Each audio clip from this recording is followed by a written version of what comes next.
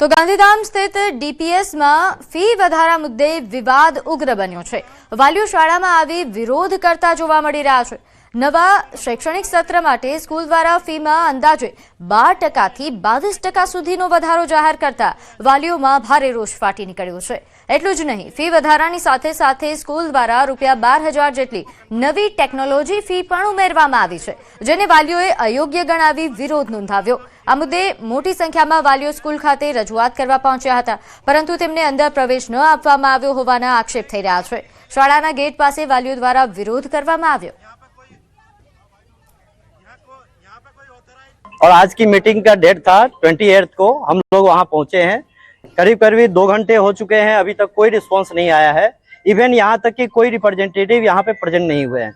हम लोग ने उनको ये फीस का हम लोग को मैसेज जब आया कि हाइक की है, टेक्नोलॉजी फीस ऐड की है 12,000 की और सेशन फीस हमारी बढ़ा के 16,000 से 19,000 की है। हम उनको 6 मार्च से रिक्वेस्ट कर रहे हैं कि प्लीज आप हमको इसका जस्टिफिकेशन दें। अभी हमारी फीस इंक्लूडिंग ट्रांसपोर्टेशन 1,30,000 जा रही है, तो हमको उसका जस्टिफिकेशन चाहिए। समाचार में आ समय थयो छे नानकड़ा विरामनो।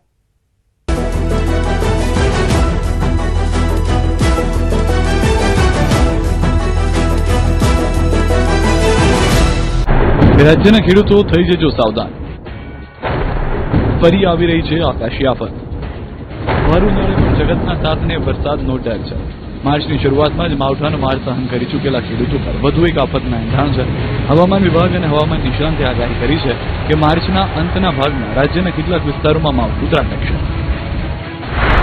29 और 30 मार्च को हम गुजरात राज्य के मेनली जो उत्तरीय जिला है इसमें हल्का बारिश के साथ thunderstorm with lightning gusting wind speed 30 to 40 kilometre yellow warning के साथ हम दे रहे हैं। तारीख 26 मार्च थी 2 एप्रिल सुधीમાં એક મજબૂત પછી વિક્ષોભ આપતા તેના કારણે દેશના ઉત્તરીય પર્વતીય પ્રદેશોમાં બરફવર્ષા થવાની શક્યતા છે અને ઉત્તર ભારતના કેટલાક ભાગમાં સખ્ત પવનના તોફાનો અને ગાજવીજ સાથે વરસાદ થવાની શક્યતા છે।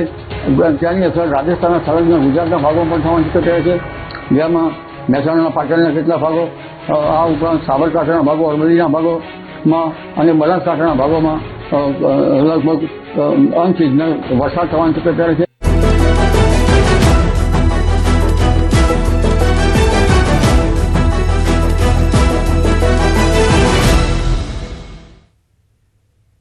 વિરામ બાદ આપનું સ્વાગત છે। આગળ વાત કરીએ, પાટણમાં સાંતલપુરના હમીરપુરા ગામે યોજાયેલા કાર્યક્રમમાં વિધાનસભા અધ્યક્ષ શંકરભાઈ ચૌધરીએ મહત્વપૂર્ણ નિવેદન આપ્યું। તેમણે અહીં ઊણ ગામમાં જે 2 સમાજ વચ્ચે હિંસક અથડામણ થઈ હતી, આ ઘટનાને આડકતરી રીતે વખોડી। તેમણે જણાવ્યું કે જે લોકોએ સમાજ માટે કોઈ બલિદાન આપ્યું નથી, એવા લોકો સોશિયલ મીડિયામાં વિડીયો બનાવીને પોસ્ટ કરે અને તેની પાછળ ટોળાએ જોડાવવું એ મૂર્ખતા છે। એક વ્યક્તિ દ્વારા પ્લાન બનાવી લોકોને ભડકાવવામાં આવે અને લોકો વિચાર્યા વિના તેનો ભોગ બને તે યોગ્ય નથી। તેમણે યુવાનોને ચેતવણી આપતા કહ્યું કે જોયા જાણ્યા વગર ટોળામાં જોડાવવું નહીં, કારણ કે એક પોલીસ કેસથી પરીક્ષાની તૈયારી કરતા યુવાનોનું ભવિષ્ય બગડી શકે છે। ટોળાનો ભાગ બની કોઈને નુકસાન પહોંચાડવું એ શૂરવીરતા નથી। સમજણ ન હોય, ખબર ના હોય, કોના માટે કરો છો, શું કરો છો, કોણે પ્લાનિંગ કર્યું, શું કર્યું, કઈ ખબર ના હોય તો પણ એનો ભાગ બની જવું, એને મૂર્ખતા સિવાય હું કઈ સમજતો નથી। એને માત્ર ને માત્ર મૂર્ખતા કહું છું। બાકી સુરવીરતા સિંહ જેવી હોય કે નિર્ણય કરે, એની મક્કમતા હોય અને ઘણી વખત એને સંઘર્ષ કર્યા સિવાય જ એનું પરિણામ લાવી શકે। સુરવીરતા એ કહેવાય।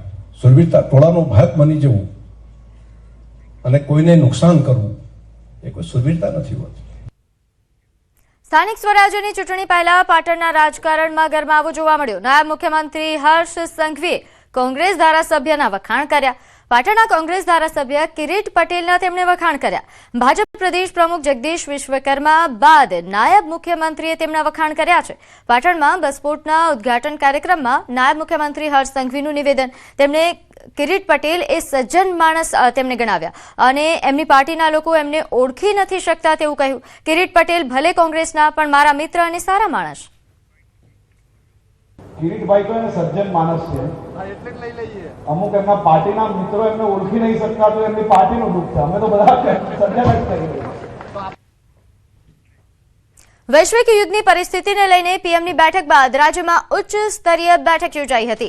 સીએમની અધ્યક્ષતામાં યોજાયેલી બેઠકમાં તમામ મુખ્યમંત્રીઓ હાજર રહ્યા હતા. નોંધ્ય છે કે જે બેઠકનું આયોજન કરવામાં આવ્યું, જેમાં સીએમની અધ્યક્ષતામાં યોજાયેલી બેઠકમાં નાયબ મુખ્યમંત્રી હર્ષ સંઘવી, મંત્રી ઋષિકેશ પટેલ સહિત ઉચ્ચ અધિકારીઓ પણ જોડાયા હતા. અહીં ખાસ કરીને નાયબ મુખ્યમંત્રી દ્વારા કડક ચેતવણી આપવામાં આવી છે. તેમણે લોકડાઉનની અફવાઓને ધ્યાને ન લેવા માટે અપીલ કરી છે. રાજ્યમાં સીએમની અધ્યક્ષતામાં ઉચ્ચ સ્તરીય જે બેઠક મળી તે બાદ આ પ્રકારનું નિવેદન. નોંધ્ય છે કે રાજ્યમાં પેટ્રોલ, ડીઝલ અને ગેસનો પુરવઠો તેમજ સપ્લાય સહિતને લઈને બેઠકમાં ચર્ચા કરાઈ. રાજ્યના ઉચ્ચ સ્તરીય અધિકારીઓ અને મંત્રીઓ જોડે એક બેઠક યોજી હતી. મુખ્યમંત્રી શ્રી સાથે આદરણીય મંત્રી શ્રી ઋષિકેશભાઈ, રમનભાઈ અને હું બી જોડાયા હતા અને તમામ અધિકારીઓ જોડે આવનારા દિવસોમાં રાજ્યના સૌ નાગરિકોને જરૂરી એલપીજી હોય, પીએનજી હોય કે પછી પેટ્રોલ, ડીઝલ કે અન્ય જરૂરી ચીજ વસ્તુ કે ખાતર, આ બધા જ વિષયોની આજની પરિસ્થિતિ અને આવનારા દિવસોની સપ્લાયની વ્યવસ્થાઓ આ જ રીતે હજી વધુ સરળતાથી લોકોને કઈ રીતે મળી રહે તે માટે મુખ્યમંત્રીશ્રીએ ખાસ કરીને વિભાગના સૌ વડાઓને સૂચના બી આપી છે.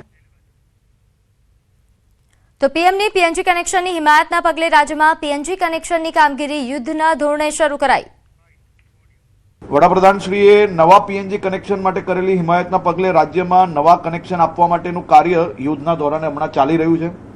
પાછલા 10 દિવસમાં 12,000થી વધુ પીએનજી કનેક્શન અને 300થી વધુ નવા કોમર્શિયલ કનેક્શનો અપાઈ ગયા છે.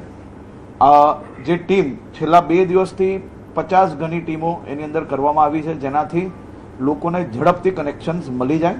આ બેઠકમાં ખાસ કરીને જણાવવામાં આવ્યું હતું કે 1.28 કરોડ આપણા ત્યાં એલપીજી ધારકો છે.